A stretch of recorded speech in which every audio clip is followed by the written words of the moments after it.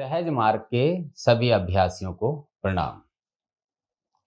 आज हम जानेंगे कि मानव की उत्पत्ति किस प्रकार से हुई, मानव का शरीर क्या है और किस प्रकार से बाबूजी की सहज मार्ग पद्धति मदद करती है मानव के मोक्ष और मुक्ति में। तो सर्वप्रथम तो हम ये जानेंगे कि मानव की उत्पत्ति किस प्रकार से हुई। कि जो हमारा भौतिक शरीर है, यह हमारा मुख्य शरीर नहीं है। हमारे तीन शरीर हैं: कारण शरीर, सूक्ष्म शरीर और स्थूल शरीर। जो मैं आपके सामने खड़ा हूं, ये स्थूल शरीर है जिसको आप देख रहे हैं। इसको संत कस्तूरी ने माइनस भी कहा है, जो कि अपने नाम से जाना जाता है। तो हम ये जानते हैं कि ये तीनों शरीर किस प्रकार से अस्तित्व में आए। जैसा कि आप जानते हैं, जब केंद्र में क्षोभ हुआ तो एक शक्ति उससे अलग हुई और वह ईश्वरीय क्षेत्र कहलाया। इसी प्रकार जो प्रथम मानव था वह भी सत्य पद पर आया, लेकिन उसके अंदर तब वही वास्तविकता थी जो कि ईश्वर के अंदर थी, या यूं समझिए कि वह अपने प्राकृतिक रूप में था।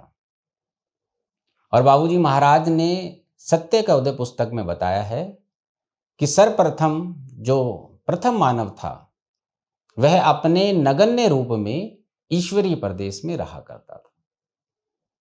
इसका यह अर्थ हुआ, जो आज मैंने स्थूल रूप धारण किया है यह मेरा मुख्य शरीर नहीं है। असल में वास्तविकता कुछ और ही है। और इसके उपरांत प्रथम मानव ने जब एक और मानव को जन्म दिया, जो कि द्वि का भाव है, उसके मन में एक प्रश्न उठा कि मैं कौन हूं। तो जो ये मैं कौन हूं, यही तीनों शरीरों का कारण बना। मैं कौन हूं, इसने अहम का एक आधार बनाया। और जब अहम के आधार से ये विचार फैलने लगा, तब मेरे होने का भाव जागृत हुआ और उसी होने के भाव के कारण ही मेरा कारण शरीर बना। जब विचार फैलते गए तो उसी कारण शरीर का जो साया है वह सूक्ष्म शरीर बना। और सूक्ष्म शरीर जब और कठोर होता गया, ठोस होता गया, तब उसने अपने चारों ओर संस्कारों के आवरण धारण कर लिए। तो जब संस्कार सूक्ष्म शरीर के चारों ओर आ गए, तब उन्हें भोगने के लिए स्थूल शरीर की आवश्यकता पड़ी। तो अब आप समझे कि तीन शरीर मनुष्य के हैं: कारण शरीर, सूक्ष्म शरीर और स्थूल शरीर। तो कारण शरीर जो बना वो मेरे अहम के आधार की वजह से बना कि मैं कौन हूं। और जब मैं कौन का विचार कठोर होता गया, तब इसी कारण शरीर का जो साया था सूक्ष्म शरीर, उसका निर्माण हुआ। और सूक्ष्म शरीर जब कठोर होता गया, तब उसके चारों ओर संस्कार के आवरण चढ़ गए और हमने ये स्थूल रूप धारण कर लिया। अब आप समझ गए कि हमारे मानव की उत्पत्ति किस प्रकार से उस ईश्वरीय शक्ति से आरंभ हुई और आज जिस स्थूल रूप में मैं हूं वह मेरा वर्तमान स्वरूप है। अब बाबूजी महाराज ने हमें ऐसी पद्धति दी है जिसके अभ्यास से हम सर्वप्रथम अपने स्थूल शरीर को समाप्त करते हैं, उसके उपरांत अपने सूक्ष्म शरीर को समाप्त करते हैं, फिर हम कारण शरीर को समाप्त करते हैं। तो आपने देखा होगा कि जब हमें 3 प्राणाहुति मिल जाती है, उसके बाद बाबूजी महाराज ने हमें बताया है कि हम पूजा के समय ये कल्पना करते हैं कि मेरे हृदय में ईश्वरीय प्रकाश मौजूद है। तो ये ईश्वरीय प्रकाश वही ईश्वरीय शक्ति है जो मेरे तीनों कारण शरीर बनने से पहले विद्यमान थी, जो कि ईश्वर का अंश है। तो जब मैं इस तरह का अभ्यास आरंभ करता हूं, तो धीरे धीरे मेरी प्रगति आरंभ होती है और मेरे सूक्ष्म शरीर के ऊपर पड़े हुए आवरण छटने लगते हैं, या यूं कहिए कि मेरे संस्कार समाप्त होने आरंभ हो जाते हैं। तो बाबूजी महाराज ने हमें बताया है कि संस्कार किस प्रकार से बनते हैं। संस्कार बनते हैं किसी भी स्थूल या सूक्ष्म क्रिया के बाद विचार करने से। अगर हम विचार करना बंद कर दें तो हमारे नए संस्कार नहीं बनेंगे, किंतु जो पहले से सूक्ष्म शरीर के ऊपर संस्कार पड़े हुए हैं, उन्हीं को पिघलाने के लिए हम इस पद्धति का नियमित रूप से अभ्यास करते हैं। तो जब हम अभ्यास करते हुए आगे बढ़ते हैं तो धीरे धीरे हमारे संस्कार सुषुप्त अवस्था में चले जाते हैं, या यूं कहिए कि हमारे संस्कार समाप्त हो जाते हैं। अब हमने आपको अभी बताया कि जब सूक्ष्म शरीर के ऊपर संस्कारों के आवरण चढ़ जाते हैं, तब उनके भोग के लिए उसे स्थूल शरीर धारण करना पड़ता है। और अगर जीवित रहते हम उन संस्कारों को समाप्त कर लें तो इसका यह अर्थ हुआ कि सूक्ष्म शरीर के ऊपर जितने भी संस्कार थे, जिसके भोग के लिए हम स्थूल शरीर धारण करते हैं, अब उसकी आवश्यकता नहीं है। तो इसे बाबूजी महाराज ने मोक्ष बताया, सैल्वेशन बताया। तो सहज मार्ग पद्धति में हृदय क्षेत्र के 2.5 वृत्त पर ही हमें मोक्ष प्राप्त हो जाता है। अब बाबूजी महाराज ने क्या कहा है? मोक्ष का अर्थ है कि कुछ समय के लिए आप जन्म मरण के चक्कर से बाहर हो गए। तो इसका अर्थ क्या हुआ?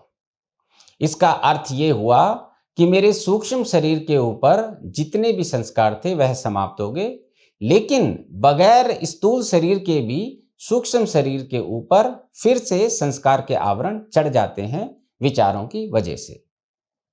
इसलिए हमारा जन्म दोबारा होता है। तो मोक्ष की गति हमें प्राप्त होती है 2.5 वृत्त पे।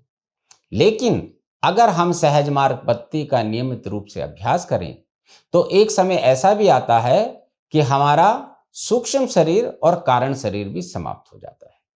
इसका यह अर्थ हुआ कि अब आप हमेशा के लिए जन्म मरण के चक्कर से बाहर हो गए, जिसको कि बाबूजी महाराज ने लिबरेशन और मुक्ति कहा है। यह हमें कहां प्राप्त होती है? यह हमें प्राप्त होती है हृदय क्षेत्र के 5वें वृत्त पे। जब 5वां वृत्त हमारा विलीन होना शुरू हो जाता है तो मेरा कारण शरीर और सूक्ष्म शरीर दोनों ही समाप्त हो जाते हैं। जब आपके कारण शरीर, सूक्ष्म शरीर और स्थूल शरीर तीनों ही समाप्त हो गए तो उसके बाद क्या बचा? उसके बाद रह जाता है आपके होने का भाव, जिसको कि हम अहम का आधार भी कहते हैं। और इसी अहम के आधार की यात्रा शुरू होती है 6ठे वृत्त से लेकर 16वें वृत्त तक। तो हम जब नियमित रूप से अभ्यास करते हुए आगे बढ़ते जाते हैं, तब बाबूजी एक ऐसा समय लाते हैं जब हमें 16वें वृत्त में अपने अस्तित्व को विलीन करना होता है। जब हमारा अस्तित्व 16वें वृत्त में विलीन हो जाता है तो हम उसी दशा में आ जाते हैं जो कि प्रथम मानव की होती है।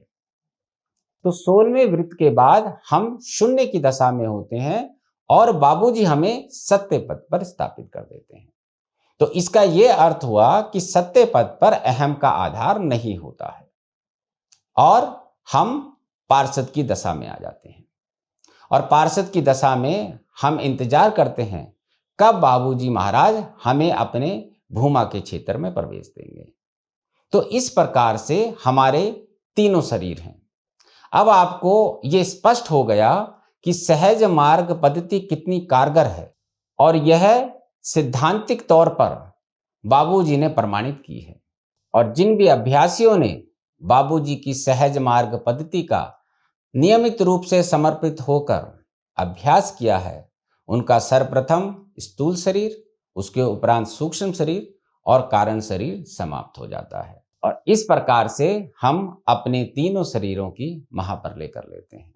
सहज मार्ग पद्धति प्रमाणित है और जो भी इसका अभ्यास करता है वो इसे पाता है।